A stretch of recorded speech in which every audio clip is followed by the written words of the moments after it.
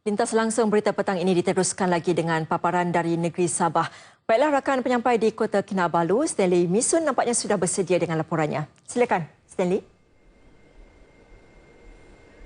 Baik, terima kasih Norlela di Angkasa Puri. Salam sejahtera dan salam sehati sejiwa. Kerajaan negeri akan mewujudkan Lembaga Ubi Kayu Sabah yang antara lain melaksana tadbir urus penggalakan penanaman dan pengeluaran ubi kayu berikutan permintaan tinggi terhadap tanaman tersebut. Ini kerana dua kilang pemprosesan ubi kayu di negeri ini iaitu di Kudat dan Tawau hanya mempunyai kapasiti pengeluaran yang terhad. Justru Ketua Menteri Sabah Datuk Seri Panglima Musa Haji Aman menyeru kepada para petani agar mengusahakan tanaman ubi kayu secara komersial bagi menampung bekalan dan permintaan yang tinggi terhadap komoditi tersebut. Jadi itu kita akan menggalakkan petani-petani kita, peladang-peladang kita yang ada tanah kosong, yang tanah belum diusahakan supaya mengusahakan dengan tanaman ubi kayu. Ia akan memberi hasil yang baik, yang tinggi, akan dibeli oleh pengilang-pengilang ini dengan harga yang lumayan. Beliau berkata demikian dalam sidang media selepas berucap merasmikan sambutan Hari Peladang Penternak dan Nelayan Peringkat Negeri Sabah 2016 di Putatan.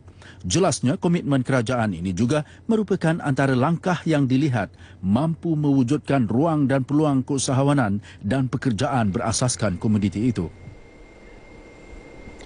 Usahawan tani di negeri ini perlu berinovasi dalam penghasilan produk, khususnya dalam aspek pembungkusan dan penjenemaan produk.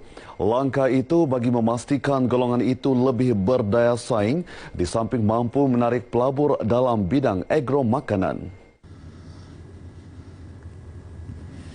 Menurut Timbalan Ketua Menteri Datuk Seri Panglima Haji Yahya Hussein, keupayaan strategi pemasaran usahawan tani dalam mengetengahkan produk mereka ke peringkat global perlu bagi menjamin pendapatan lumayan. Sehubungan itu, Datuk Yahya yang juga Menteri Pertanian dan Asas Tani berharap para usahawan tani memanfaatkan peluang untuk memasarkan produk secara dalam talian seiring dengan perkembangan teknologi semasa. Beliau berucap merasmikan konvensyen sempena Hari Peladang, Penternak dan Nelayan Peringkat Negeri Sabah 2016 di Putatan. Jelasnya, keselamatan makanan negara menjadi keutamaan kerajaan dalam memastikan rakyat mendapat makanan yang mencukupi, selamat dan mudah didapati. Oleh itu, para peladang, penternak dan nelayan akan dibantu untuk meningkatkan produktiviti mereka dengan kualiti yang lebih baik. Seramai 100 peserta terdiri daripada peladang, penternak dan nelayan menyertai konvensyen ini. Turut hadir pengarah Lembaga Pertubuhan Peladang Negeri Sabah, Anita Haji Miswari. Aktiviti gotong royong bagi membersihkan kawasan Taman Publik Jaya Likas berikutan kejadian jangkitan Zika tempatan pertama di negara ini kurang mendapat sambutan daripada penduduk di kawasan tersebut. Program anjuran Dewan Bandaraya Kota Kinabalu DBKK dengan kerjasama Jabatan Kesihatan Daerah Kota Kinabalu itu yang dilaksanakan melalui strategi Lautan Biru Kebangsaan NBOS hanya dihadiri segelintir penduduk walaupun notis gotong royong telah dikeluarkan lebih awal. Aktiviti yang bermula seawal pukul 8 pagi ini dihadiri Mayor Bandaraya Kota Kinabalu, Datuk Yeo Boon Hai. Daripada jumlah keseluruhan 94 unit kediaman di Taman Publik Jaya, sebanyak separuh atau 52 unit telah menerima perintah mahkamah untuk diperiksa di BKK. Kami kasih peluang 2-3 hari lagi, mungkin malam kami balik. Kami harap mereka bekerja sama. Kalau tidak, kami akan pecahkan pintu. Dan anda didapati juga banyak illegal structure yang membahayakan keselamatan. Mungkin hari 3 atau hari 2 kami akan kembali untuk robohkan segala penyambungan yang halang. Sementara itu, Pegawai Kesihatan Daerah Kota Kinabalu, Dr. Juloris Elias Juliet Frederick, ketika ditemui memberitahu, pemeriksaan seterusnya akan dilakukan dalam radius 400 meter dari lokasi penemuan virus Zika tempatan pertama. Saya telah berbincang dengan pihak DBKK untuk memastikan kami daripada pejabat kesihatan dapat melihat dan memastikan rumah tersebut bebas daripada pembiakan nyamuk Aedes. Maklumat lanjut mengenai nyamuk Aedes, orang ramai boleh menghubungi Pejabat Kesihatan Kawasan Kota Kinabalu di talian 088 726 324. Penduduk di daerah Beaufort, Kuala Penyu dan Menumbuk bakal menikmati kemudahan bekalan air bersih dengan beroperasinya loji jana kuasa air Beaufort awal tahun depan. Ketika ini, loji yang melibatkan kos lebih 30 juta ringgit itu masih dalam proses pembinaan dan dijangka siap sepenuhnya Disember ini.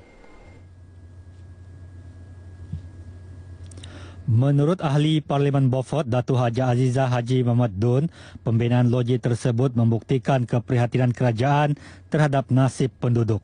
Segala usaha sedang dilaksanakan oleh kerajaan, artinya kerajaan tidaklah berdiam diri. Wakil rakyat pun tidaklah berdiam diri. Setiap masalah rakyat itu sentiasa diberikan perhatian. Sesuailah dengan kita punya slogan kata bahawa rakyat itu didahulukan. Beliau ditemui selepas mengadakan lawatan projek loji jana kuasa air di daerah Beaufort.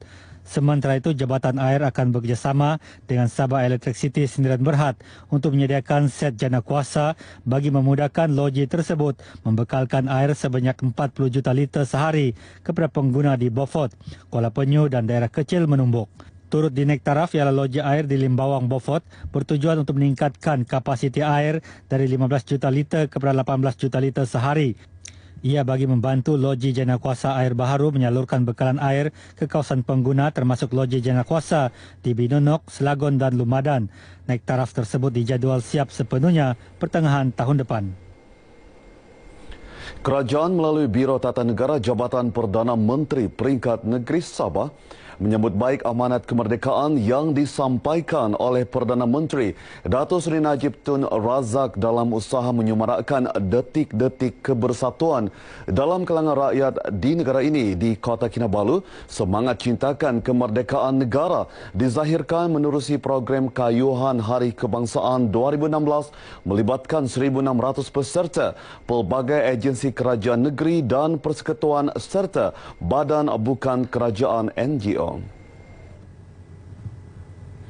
Menurut Pengarah Biro Tata Negara Sabah, Datuk Armizan Muhammad Ali, kemerdekaan adalah milik semua rakyat Malaysia yang wajar dipelihara oleh seluruh lapisan masyarakat tanpa mengira latar belakang, kaum dan agama.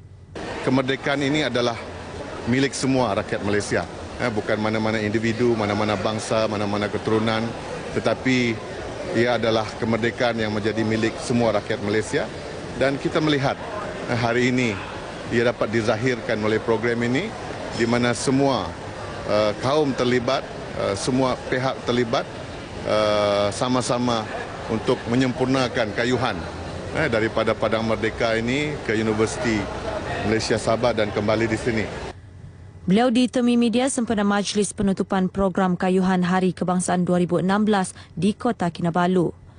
Program kayuhan ini yang berlangsung seawal pukul 6.30 pagi tadi dirasmi dan diketuai oleh Ketua Menteri Datuk Seri Panglima Musa Hajaman bermula dari Padang Merdeka ke Universiti Malaysia Sabah UMS dan seterusnya kembali ke Padang Merdeka. Acara penutupan disempurnakan Pembantu Menteri Kerajaan Tempatan dan Perumahan Datuk Dr. Joakim Gunsalam mewakili menterinya Datuk Seri Panglima Haji Hajiji Haji Nur. Sekian berita dari Sabah petang ini, teruskan dengan rakan penyampai Nur Lela di Angkasa Peri. Silakan.